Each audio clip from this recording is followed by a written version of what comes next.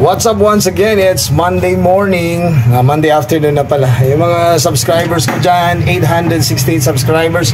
Maraming salamat. Woo!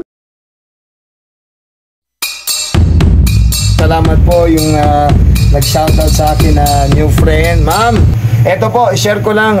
Another menu na naman ito. This time is French fries with fried chicken. Okay? Kung ang nasi goreng ay Indonesian inspired, ito naman po ang French fries, of course, all American. Alam niyo naman paano magluto ng French fries, idol, no? Wala nang eche boreche. Alright? So magkano binibenta ko dito? It's 45 pesos only. Again, kailangan ho natin mag-innovate, idol. Ano ba ibig sabihin doon? You must capture the market. Kasi kung puro lang manok, hindi po tayo masusurvive. Okay? So 45 pesos, siguro hindi na po masama. Okay? So, it's an American point of view. So, hanggang dito na si Paring Nels.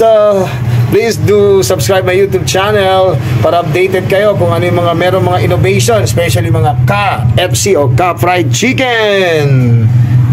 So, maraming nagtatanong, ilang grams ho ba yung French fries?